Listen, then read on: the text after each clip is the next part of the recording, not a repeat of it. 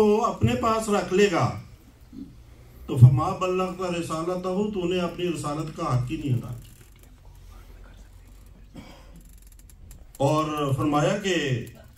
انسان کو خطرہ ہوتا ہے کہ اچھا پہنچاؤں گا تو آگے سے گالیاں پڑیں گی، مار پڑے گی، قتل بھی ہو سکتا ہوں، پتہ نہیں کیا ہوگا میرے ساتھ، سلوک کیا کریں گے یہ لوگ۔ تو اللہ تعالیٰ نے ساتھ یہ گارنٹی بھی دے دی کہ جان کا تحفظ میری ذمہ داری ہے، تجھے کچھ نہیں ہونے دوں گا۔ واللہ یعصمک من الناس، اللہ تعالیٰ تجھے لوگوں سے محفوظ رکھے گا۔ ان اللہ لا یہدی القوم الکافرین، یہ یاد رکھنا کہ تبلیغ میں ناکامی بھی ہوگی، ہر جگہ کامیابی نہیں ہوگی، کیونکہ کچھ لوگ ایسے ہیں جو اتنے پکے کافر ہو چکے ہیں کہ ان کے دلوں کے اوپر میں نے مہر لگا دی ہے، ان کو تیری تبلیغ کا کچھ بھی فائدہ نہیں ہوتا۔ اس لیے فرما دیا ان اللہ لا یہدی القوم الکافرین، اللہ کافر قوم کو جن کے دلوں کے اوپر مہر لگ چکی ہو اور جن کے کانوں کے اوپر پردے پڑ چکے ہوں، ان کو اللہ تعالیٰ ہدایت نہیں دیا کرتا۔ دوسری آیت جو میں نے آپ کے سامنے پڑھی اس میں ہے کہ یا ایھا النبی انا ارسلناک شاہدا و مبشرا و نذیرا، کہ اے نبی ہم نے تجھے شاہد اور مبشر اور نذیر بنا کر بھیجا ہے۔ اور پھر کیا ہے نبی کریم صلی اللہ علیہ وسلم کا مقام؟ وَدَاعِيًا إِلَى اللَّهِ، اور داعی اللہ بنا کے بھیجا ہے۔ تیرا کام کیا ہے؟ تبلیغ کرنا، دعوت دینا لوگوں کو خدا کی طرف بلانا، بِإِذْنِ ہی، خدا کے حکم کے ساتھ، اور وَسِرَاجًا مُنِيرًا، اور تو ایک چمکتا ہوا سورج۔ تو نبی کریم صلی اللہ علیہ وآلہ وسلم کو یہ تبلیغ کا کام سونپا گیا، اور آپ کو اللہ تعالیٰ نے داعیاً الی اللہ کہہ کے پکارا کہ آپ کا جو مقام ہے وہ یہ ہے کہ آپ ہی حقیقی داعی الی اللہ ہیں۔ نبی کریم صلی اللہ علیہ وآلہ وسلم کی تبلیغ کا اسلوب کیا تھا، آپ کیسے تبلیغ کیا کرتے تھے، وہ تو حضرت عائشہ رضی اللہ تعالیٰ عنہ نے بتا دیا ہے، کانا خلق القرآن، کہ نبی کریم صلی اللہ علیہ وآلہ وسلم کے جو اخلاق ہیں، جو آپ کے اسلوب ہیں، جو آپ کا طریقہ کار ہے، جو آپ کا نمونہ ہے، وہ قرآن کریم کی چلتی پھرتی تصویر تھے آپ صلی اللہ علیہ وسلم۔ اس لیے تبلیغ کے حوالے سے جتنی بھی تعلیم اور جتنے بھی اصول قرآن کریم میں اللہ تعالیٰ نے ہمیں بتائے ہیں، نبی کریم صلی اللہ علیہ وآلہ وسلم نے ان تمام اصولوں کو اپنایا ہے اپنی زندگی میں تبلیغ کرتے ہوئے۔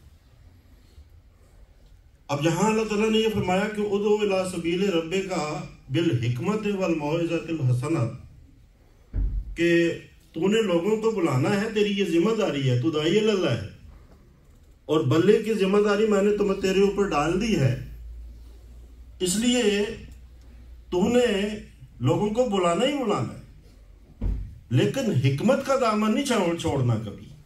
ادعو الی سبیل ربک بالحکمت، حکمت کے ساتھ لوگوں کو بلانا ہے، والموعظۃ الحسنہ، اور اچھی اور نیک نصیحت کے ذریعے سے، خیر خواہی کے ذریعے سے تو نے لوگوں کو اللہ تعالیٰ کے راستے کی طرف بلانا۔ اب جہاں بلے کی ہم بات کرتے ہیں تو نبی کریم صلی اللہ علیہ وآلہ وسلم کا تو تبلیغ اوڑھنا بچھوڑنا نہیں۔ اب دیکھیں کہ آپ نے زندگی کا جو آپ کا ایک ایک سانس تھا وہ بھی تبلیغ میں ہی صرف ہوا۔ آپ نے خفیہ بھی تبلیغ کی ہے، آپ نے علانیتاً بھی تبلیغ کی ہے، آپ نے دن کو بھی تبلیغ کی ہے، آپ نے رات کو بھی تبلیغ کی ہے، آپ نے عوام الناس کو بھی تبلیغ کی ہے، آپ نے غلاموں کو بھی تبلیغ کی ہے، آپ نے سرداران جو قبیلہ تھے ان کو بھی تبلیغ کی، اور آپ نے بادشاہوں کو بھی تبلیغ کی۔ یعنی کوئی ایسا طبقہ نہیں تھا جس کو نبی کریم صلی اللہ علیہ وآلہ وسلم نے اپنی تبلیغ سے محروم رکھا۔ ہر ایک طبقے میں نبی کریم صلی اللہ علیہ وسلم گئے ہیں تاکہ انہیں آپ صلی اللہ علیہ وسلم خدا کا پیغام جو آپ لے کے آئے تھے وہ پہنچا سکیں، توحید کا پرچار کر سکیں، خدا کے نام کی سربلندی کر سکیں اور لوگوں کو خدا تعالیٰ کی طرف لے آئے اور ان کا خدا کا مطیع اور فرما بردار بنا دے۔ یہی آپ کا مشن تھا اور یہی کام آپ نے ساری زندگی کیا۔ تو بلغ کا جو حکم تھا اس پہ سب سے پہلے تو آپ نے عمل کیا، پھر صحابہ نے عمل کیا، پھر باقی مسلمانوں نے عمل کیا۔ اطراف الدین، دین میں کوئی جبر نہیں ہے، آن صلی اللہ علیہ وسلم نے کبھی جبر نہیں کیا۔ ایک یہودی لڑکا تھا جو بڑا ہی مانوس تھا حضرت صلی اللہ علیہ وسلم کے ساتھ، بہت مانوس تھا۔ آن صلی اللہ علیہ وسلم اس کو کہتے رہتے تھے کہ مسلمان ہو جاؤ، مسلمان ہو جاؤ، وہ نہیں ہوتا تھا۔ کبھی نبی کریم صلی اللہ علیہ وسلم نے اس کے اوپر زبردستی نہیں کی۔ کوئی ایک بھی شخص نہیں تھا جس کے اوپر نبی کریم صلی اللہ علیہ وسلم نے کبھی زبردستی کی۔ جب وہ بیمار ہو گیا نبی کریم صلی اللہ علیہ وسلم اور اس کے آخری سانس تھے تو نبی کریم صلی اللہ علیہ وسلم وہاں چلے گئے اس کی تیمارداری کے لیے۔ پھر آپ نے اسے تبلیغ کی اور اس نے اپنے والدین کی طرف دیکھا، انہوں نے بھی سارا لایا۔ نبی کریم صلی اللہ علیہ وسلم نے کلمہ اس کو پڑھا دیا اور وہ فوت ہو گیا اس کے پاس۔ تو نبی کریم صلی اللہ علیہ وسلم اتنے خوش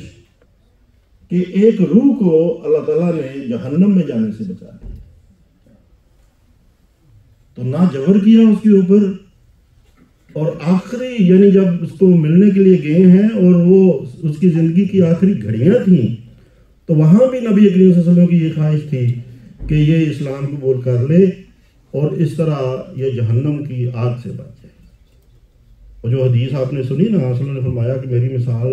اور آپ کی مثال تو ایسی ہے کہ جیسے کسی نے روشنی کرنے کے لیے آگ جلائی ہو۔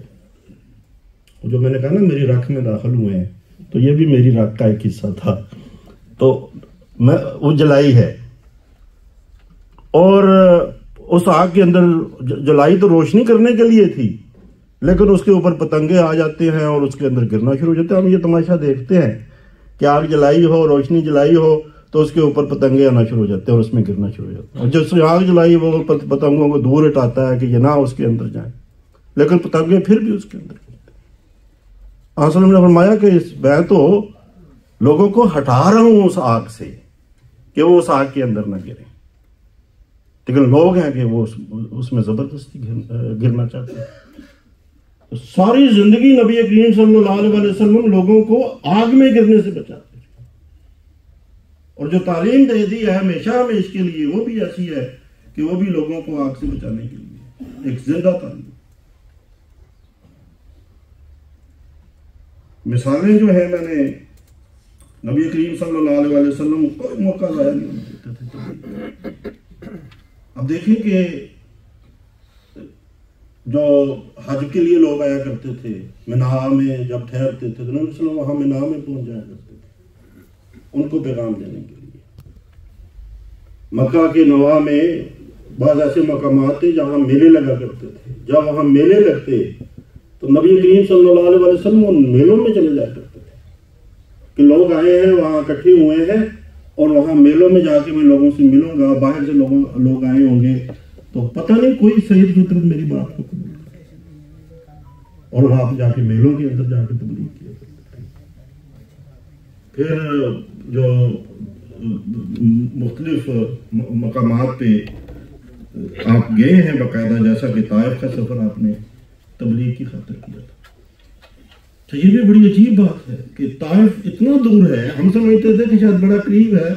جب عمرہ کرنے کے لیے گئے اور طائف گئے تو پتہ چلا کہ وہ کوئی سفر آسان سفر نہیں ہے، وہ تو اونچائی کا سفر ہے۔ طائف بڑا کافی اونچا ہے، پہاڑیاں چڑھ کے وہاں جانا پڑتا ہے، اور نبی کریم صلی اللہ علیہ وسلم وہاں طائف گئے ہیں، وہاں تبلیغ کی ہے، ان لوگوں نے کیا آپ کے ساتھ سلوک کیا، اس تبلیغ کی وجہ سے آپ کو کن تکالیف میں سے ان لوگوں نے گزارا ہے، اور بعض بچوں کو لڑکوں کو آپ کے پیچھے لگا دیا گیا، آپ کے اوپر پتھر برسائے گئے، آپ لہولہان ہو گئے،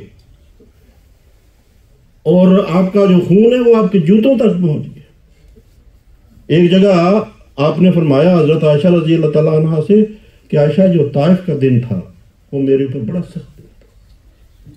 ایسے تو نہیں خدا تعالیٰ نے فرشتہ بھیج دیا کہ جاؤ،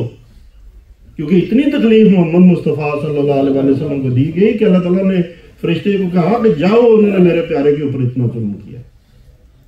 اور فرشتے نے کہا کہ یا رسول اللہ اگر آپ اجازت دیں مجھے تو اس بستی کو میں 2 پہاڑوں کے درمیان پیس کر رکھ دوں، یہ سزا کے قابل لوگ ہیں، خدا کے نزدیک یہ سزا کے قابل لوگ، اس لیے میں آیا ہوں۔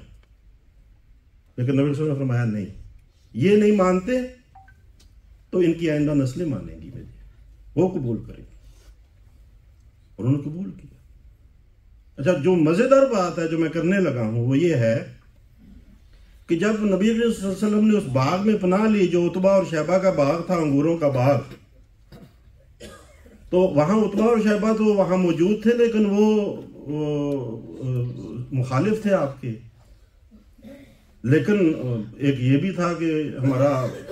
قریشی بھائی ہے، مکے سے ہے، اور طائف والوں نے برا سلوک کیا ہے، تو اس لیے اس کا پتہ بھی کرنا چاہیے۔